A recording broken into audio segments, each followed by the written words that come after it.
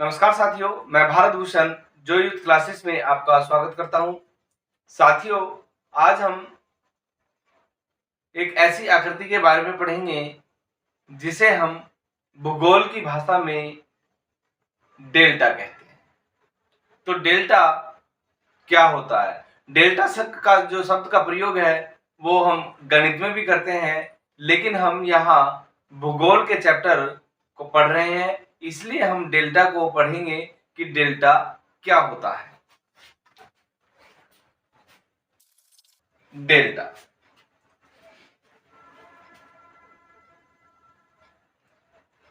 यूनानी भाषा में, यूनान एक देश है, वहां की भाषा में जो डेल्टा शब्द आया है उसको हम त्रिकोणाकार आकृति के नाम से जानते हैं। त्रिकोणाकार जिसके 3 कोने हो, ऐसी आकृति डेल्टा कहलाती है। कैसी आकृति? जिसके 3 कोने हो, जिस आकृति के 3 कोने हो उसे हम भूगोल की भाषा में, यूनानी भाषा में डेल्टा कहते हैं। इसे हम त्रिकोणाकार के नाम से भी जानते हैं। तो त्रिकोणाकार आकृति। अब साथियों सवाल ये उठता है कि ये जो त्रिकोणाकार आकृति है इसका निर्माण कैसे होता है? तो साथियों, जब नदियां अपने उद्गम स्थल से चलती हैं तो वो अपने साथ बहुत सारी चीजें बहा करके आगे बढ़ जाती है, बहाती है और आगे बढ़ जाती है। उसे हम अवसाद कहते हैं।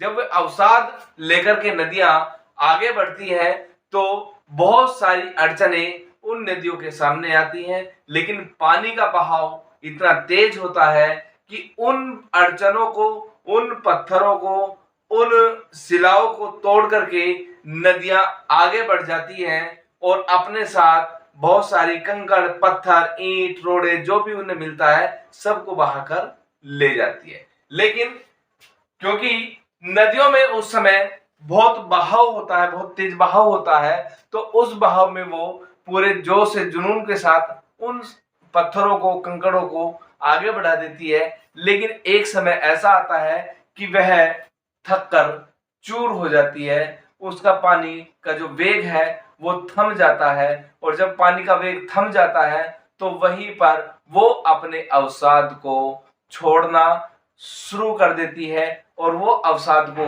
नीचे बैठ जाता है और जल उसके ऊपर का आगे बढ़ जाता है। तो ऐसी आकृति तब आती है जब हम किसी भी समुद्र है तो वहां इसका मुहाना खुलता है, क्योंकि कोई भी नदी है जब वो उद्गम स्थल से शुरू करती है तो पर्वतों से निकलती है, लेकिन जब इसका अंत होता है तो इस जल का जो अंत होता है वो किसी समुद्र में, किसी खाड़ी में या सागर में इसका, नदियों का विलय हो जाता है। तो उस विलय से पहले हम देखते हैं कि नदियां अपनी बहुत सारी धाराओं में बढ़ जाती है, क्योंकि अवसाद एक मैदान का रूप धारण कर लेता है जिसमें हम डेल्टा का निर्माण करते हैं। तो डेल्टा का निर्माण उसमें हो जाता है नदियों से। तो उस अवसाद में ही ये अलग अलग धाराओं में बढ़ करके बंगाल की खाड़ी में या समुद्र में वो जल मिल जाता है। तो साथियों, हमने केवल एक ही चीज जानी कि जो अवसाद होते हैं, जब नदियां मुहाने तक पहुंचती है तो वहां वे अवसाद नीचे बैठ जाते हैं और नदियों में कई सारी धाराएं निकल करके अलग अलग भागों से जल में विलीन हो जाती है। तो साथियों, यही डेल्टा कहलाता है। अब बात करते हैं कि डेल्टा कितने प्रकार के होते हैं। तो साथियों, डेल्टा कई प्रकार के होते हैं, जिसमें पहला नाम आता है चापाकार डेल्टा। इसे हम धनुषाकार के नाम से भी जानते हैं कि धनुषाकार डेल्टा है, धनुष के आकार का या चाप के आकार का, क्योंकि चाप को जब हम बनाते हैं तो ये चाप इस तरीके से बन जाती है और ये नदियां इस तरीके से इसमें डेल्टा बना करके आगे बढ़ जाती हैं। ये एक मुख्य धारा और ये इस तरीके से इसमें डेल्टा बन जाता है। और दूसरा नाम आता है इसका पंजाकार डेल्टा। पंजे के आकार का कि एक नदी है, उसकी अलग अलग धाराएं बढ़ जाती हैं, एक पंजा बन जाता है, ये नदियां निकल जाती हैं इसमें। तो ये पंजे के आकार की एक पंजा होता है, इस तरीके से हाथ का पंजा देखो किस तरीके से फैला, तो इस आकार की एक नदी आई हुई है और इसमें अलग अलग प्रकार के ये पंजे निकल जाते हैं, अलग अलग धाराएं निकल जाती हैं, तो ये पंजाकार आकृति होती है। तो दूसरा पंजाकार आकृति का डेल्टा होता है। तीसरा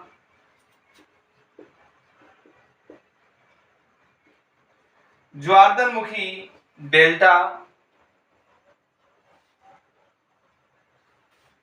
किसी ज्वालामुखी के ज्वार से नदियों की आकृति बदल जाती है, तो उसी को हमने ज्वारधनमुखी, ज्वारधन के मतलब जो ज्वार होता है, जो ज्वार होता है, जो ज्वालामुखी होता है, उसके मुख से कई सारी धाराएं निकलती हैं, तो वो भी एक डेल्टा का निर्माण कर लेती है।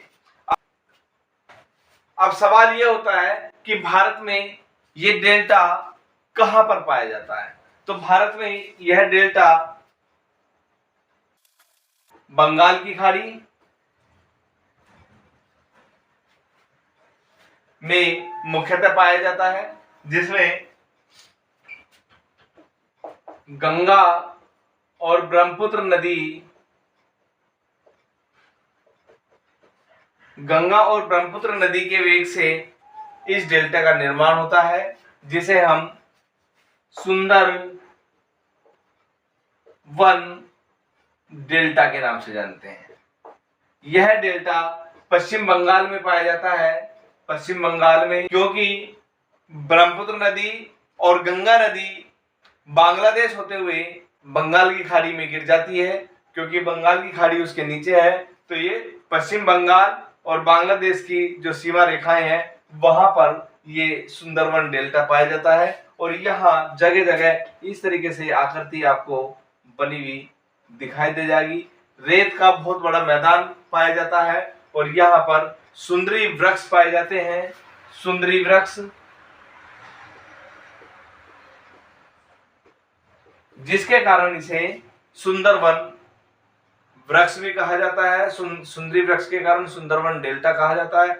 यहाँ सुंदरी वृक्ष की अधिकता पाई जाती है। इसके अलावा यह डेल्टा जो आपका चापाकार डेल्टा है, यहाँ पर ये चापाकार डेल्टा कहलाता है गंगा ब्रह्मपुत्र नदी का। इसमें हम नील नदी में भी देखते हैं, तो नील नदी में भी ये चापाकार डेल्टा कहलाता है। चीन में हुआंगो नदी,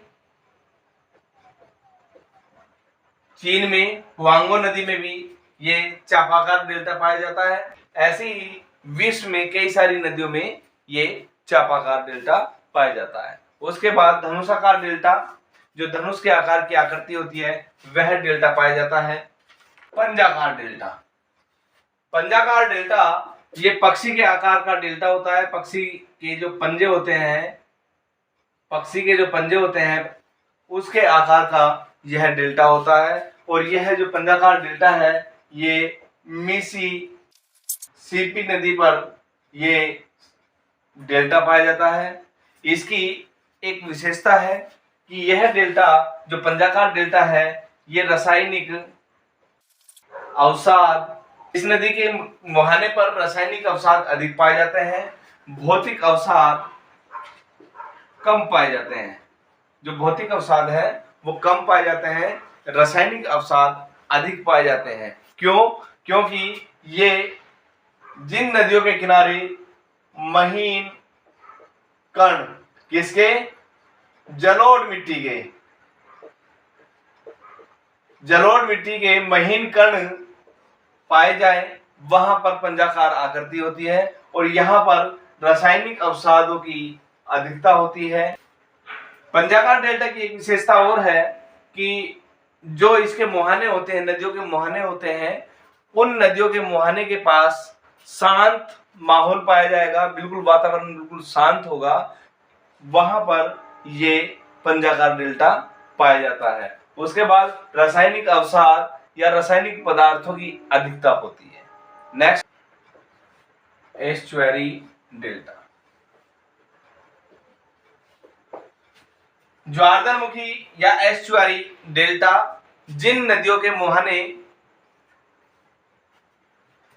पर अत्यधिक ढाल हो, जिन नदियों के मुहाने पर अत्यधिक ढाल हो, एकदम तीव्र ढाल, या उनके जो मुहाने हैं वो धंस गए हैं या धंसने की प्रक्रिया में हैं, वहां पर ज्वारदारमुखी या एस्चुअरी डेल्टा पाए जाते हैं। इन डेल्टाओं के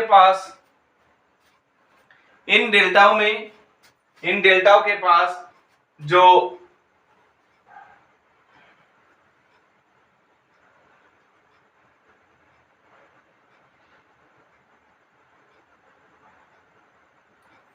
जलोढ़क होता है, जलोढ़क जल को ढोने वाला वो एक संकरी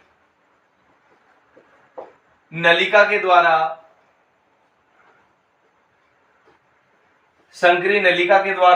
अपने जल को आगे बढ़ा देता है। इस काम में ज्वार या भाटा इनका कार्य आसान कर देता है और इस जल को आगे बढ़ा देता है, लेकिन इसके जो ढाल होते हैं वो तीव्र होते हैं और ये अपने जल को जलोढ़क के माध्यम से आगे पहुंचाते हैं। ऐसी नदियों में हमारी ताप्ती नदी जो मध्य प्रदेश में स्थित है, वो नदी मध्य प्रदेश से निकलती है, ताप्ती नदी। दूसरी नर्मदा, हडसन नदी, मैकेंजी नदी, एल्बी और विश्चूला नदी। तो ये सारी नदियां हमारी ज्वारदारमुखी एस्चुअरियन डेल्टा का निर्माण करती हैं। तो साथियों, ये आज का डेल्टा का चैप्टर था। आशा करते हैं कि आपको बहुत सारी चीजें इसमें से समझ आएगी। धन्यवाद।